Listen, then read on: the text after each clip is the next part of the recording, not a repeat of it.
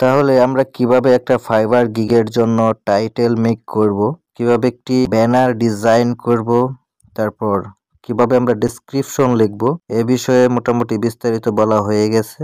যারা ভিডিওগুলো দেখেন নাই তারা এখান থেকে সরাসরি চলে যাবেন আমার চ্যানেলের প্লেলিস্ট থেকে এখানে দেখবেন ফাইবার গিগ ক্রিয়েশনের উপরে একটা প্লেলিস্ট করা হয়েছে। আপনারা প্লেলিস্ট থেকে আগের ভিডিওগুলো দেখে আসবেন।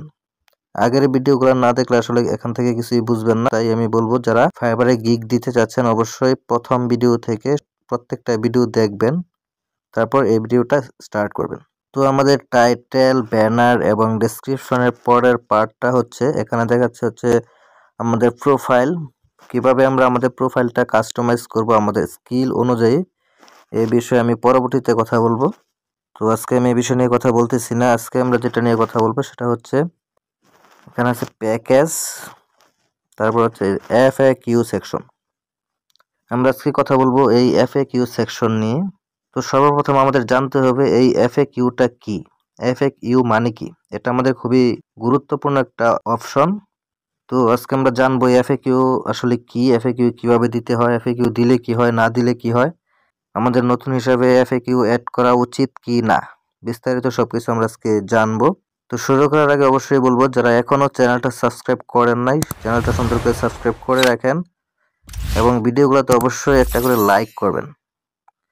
আপনারা একদম পেড কোর্স ফ্রিতে পাচ্ছেন, তারপরে যদি একটা করে লাইক না করেন তাহলে কেমনে হয়?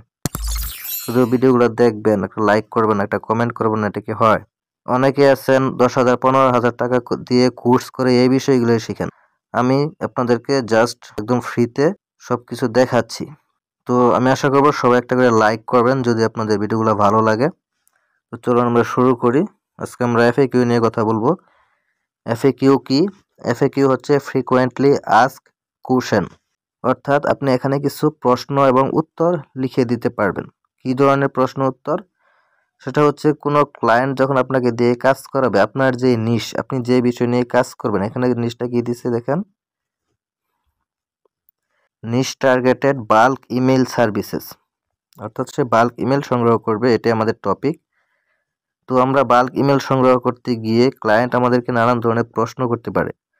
তো যে প্রশ্নগুলো অনেক কমন, সচরাচর যে কোনো ক্লায়েন্ট আমাদেরকে করতে পারে, সেই প্রশ্ন এবং উত্তরগুলো আমরা এখানে অ্যাড করে দিতে পারবো, যাতে কোনো ক্লায়েন্ট যখন আমার গিগটা ওপেন করবে সে এই গিগটা পড়ে মোটামুটি একটা ধারণা পেয়ে যায় যে আমি কি ধরনের সার্ভিস তাকে দিব।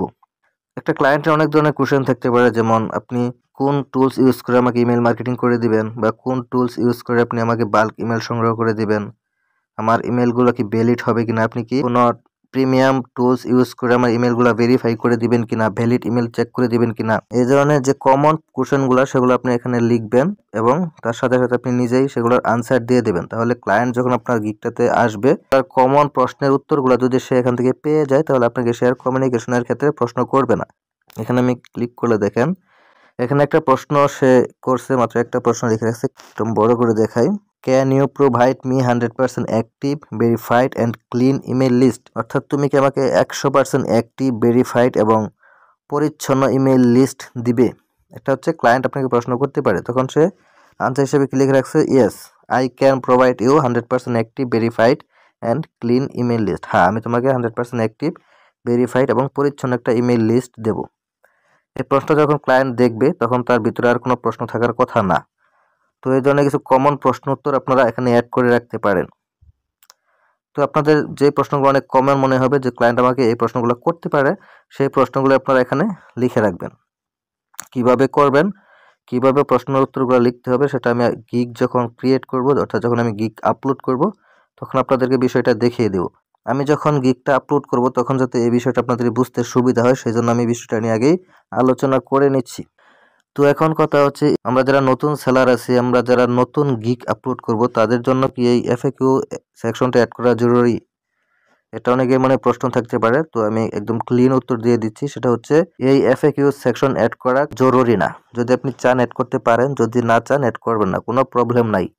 তো আমি সাজেস্ট করব যারা একদম নতুন, এটা আপনার ফার্স্ট গিগ বা এখন কোনো অর্ডার পান নাই এরকম নতুন যারা, তারা অবশ্যই FAQ সেকশনটা অ্যাড করার প্রয়োজন নাই। তার কারণ হচ্ছে যেহেতু আমরা এখনো কোনো ক্লায়েন্টের সাথে কমিউনিকেশন করি নাই, আমরা চাই ক্লায়েন্ট আমাদেরকে বিভিন্ন প্রশ্ন করুক, তাহলে বুঝতে পারবেন যে আপনি যে কাজটা করতেছেন সেই কাজের উপর কি কি প্রশ্ন আসতে পারে। আপনাদের সবার তাহলে এই কাজ সম্পর্কে খুব পরিষ্কার একটা ধারণা হয়ে যাবে। আর যদি আপনি কোনো কমিউনিকেশনই না করেন তাহলে আপনি বুঝবেন না যে বাইরে আসলে কি কি প্রশ্ন করে বা কি কি প্রশ্ন করতে পারে। তো সেই ক্ষেত্রে আমি বলবো যারা টপ রেটেড সেলার আছেন বা লেভেল 2 সেলার আছেন, যারা মার্কেট প্লেসে প্রচুর বিজি, অনেক অর্ডার নিয়ে কাজ করতেছেন, তারা আসলে এত প্রশ্ন উত্তরের সময় তাদের নাই, তারাই আসলে এফএকিউ সেকশনটা অ্যাড করে রাখতে পারে। আর আমরা যারা নতুন সেলার তারা এই এফএকিউ সেকশনটা অ্যাড করব না, কারণ আমরা চাই ক্লায়েন্ট আমাদেরকে প্রশ্ন করুক, কি কি প্রশ্ন করে এটা আমাদেরকে দেখতে হবে, বুঝতে হবে, তারপর আমাদের মার্কেট প্লেসে কাজ করতে হবে। কাজ করতে করতে যখন আমরা পুরাতন হয়ে যাব, যখন আমরা লেভেল 2 বা টপ রেটেড সেলার হয়ে যাব, তখন আমরা এই এফএকিউ সেকশনটা অ্যাড করে দিব, যাতে আমাদের ক্লায়েন্টের সাথে এত আজাইরা পেঁচাল না পারতে হয়। সো আশা করি বুঝতে পারতেছেন যে এফএকিউ সেকশনটা অ্যাড করা আসলে আমাদের জন্য উচিত কি না। যদি আপনি চান অ্যাড করতে পারেন, নতুন হিসাবে অ্যাড করলেও কোনো সমস্যা নেই। তো এটা আসলে আপনার উপর, আপনি অ্যাড করবেন কিনা। তবে আমি বলতেছি অ্যাড না করাটাই ভালো যারা নতুন সেলার। যদি আপনি অ্যাড করতে চান অ্যাড করতে পারবেন।